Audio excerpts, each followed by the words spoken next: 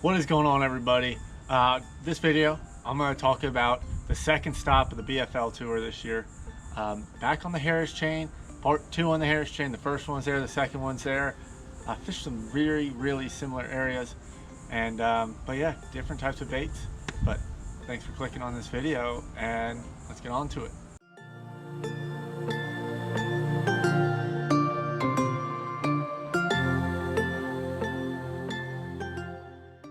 So it started off, the tournament was on February 20th.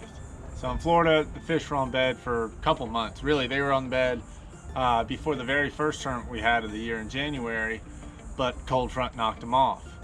And cold fronts in Florida are just a constant thing, basically December through March, to where you're gonna have fish up on bed and get knocked off from the cold front. And it's just a repeating battle that us fishermen keep fighting. You know, you have to adjust to the weather. And what happened was there was 2 cold fronts in a matter of about 4 or 5 days. One right before I showed up for practice, and then one the day, well really the night before the tournament. And yeah, it threw the fish off again, just like the first one threw the fish off. But you know, we were able to make some adjustments and have a quality day. Finishing 30th out of 222 boats, I believe it was. Had 13 pounds, 15 ounces. But to get into my thought process of the day, so during practice, I had found fish both up shallow and both fish out deep. Unfortunately, the fish up shallow and the fish out deep were not in the same lake in the chain, or really even in the same direction. So I kind of had to pick one or the other. I mean, I had some fish out deep near some of the shallow fish, but not really the quality or number that I had found in the other areas. And so basically in practice, I found that, you know, if I was flipping, I could find fish flipping in pads and reeds and all kinds of different shallow structure. And those fish were spawning. You know, I could get a good quality bite consistently, but I wasn't necessarily getting a lot of bites. That was something that I felt like you could go fish for that five bites the whole day.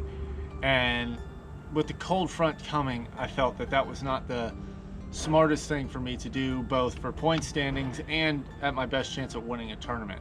Now, that I think it could still be one up shallow, yes. And could somebody find the correct area where it could be one up shallow flipping? Yes. Do I think I found that area? I don't know. I don't really think I did, which led me to my decision to go offshore. The offshore fish, again, we're in a similar area as in the first tournament, fishing deep hydrilla mixed with eelgrass and peppergrass. And really, it was about locating that school of fish in the grass and hitting that area hard. You know, power pull down after I got one bite and just keep going. So tournament day, I decided to make the long run and go fish the grass. You know, this grass, similar area to where I fished the first tournament, deep hydrilla, deep eelgrass and peppergrass, ranging everywhere from 9 to really 3 feet. For Florida, that is deep. Just so you guys know out there, that is deep for Florida.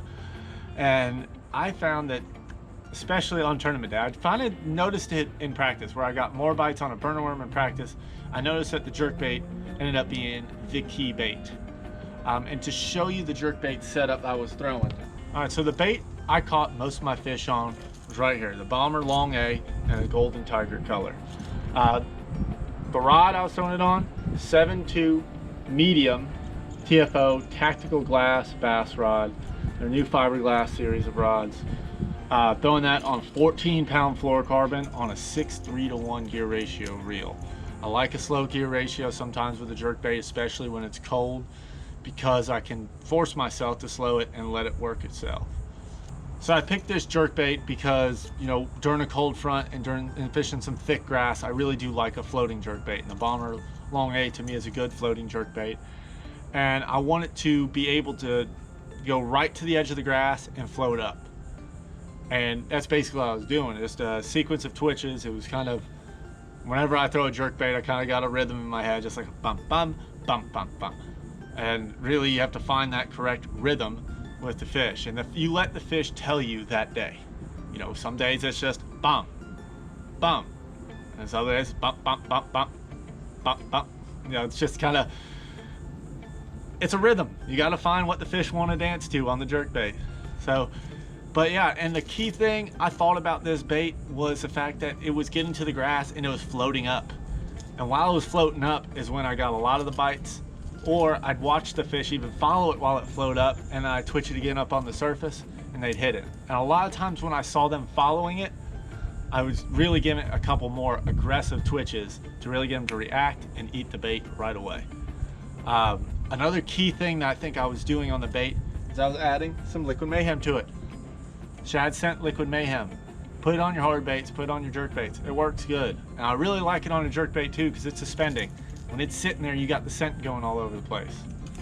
Now, where do I put it on there? I put it right on the belly. Right down the belly. Liquid mayhem did the job for me. Again, you know, it was key in the first tournament, it's key in this tournament.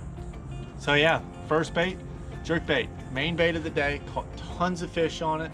And again, whenever you're throwing a jerk bait, it's all about finding the right cadence.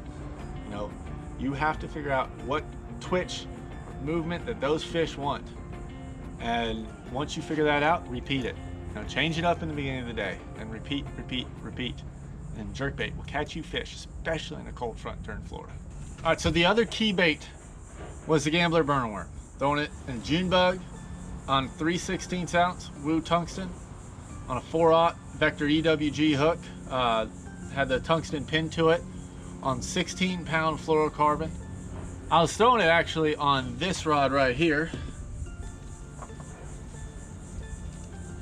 A TFO Tactical Bass 7.2 heavy, which rod I do love throwing worms out in the thick grass. Reason I was throwing it on this rod this time was I had my 7.5 inch burner worm rigged on it, and when I broke off early on the 6-inch one during practice, I switched it over to this, got confidence in it, so I didn't want to switch the rod. I was feeling good fishing with this rod and throwing the burner worm. So normally my burner worm rod is this right here, 7-foot 3-inch medium heavy tactical elite. Again, the 16-pound fluorocarbon. This rod and reel setup has a burner worm on it 24/7 on my boat. Now this is my burner worm and burner worm rod. It's a great all-purpose rod for anything anyone's looking for. But guys, again, the burner worm catches fish. During the tournament and during practice, I got bites on it multiple ways fishing it. I got bites flipping it in practice. I got bites offshore in the grass, of course, when I was either slow rolling it, burning it across the top of the grass, or just hopping it, letting it sit. But again, a key thing when you're letting it sit, liquid mayhem. Kept adding it, it kept getting bit. You know, I'd put it right on the worm all over, get a little bit on the tail, so when the tail's flapping, it lets some more scent out. But really, it didn't matter how I worked it. June bug burner worm got bit. It got bit all over all of the lakes. It's the go-to bait. You know, when stuff gets tough in Florida, you pick up a Gambler burner worm, you're gonna find a way to catch a fish. But yeah, those were my main baits, the jerk bait and the burner worm. The floating jerk bait was key. Again, letting that bait hit the top of the grass and floating out was really the big key thing I think those fish were keying in on.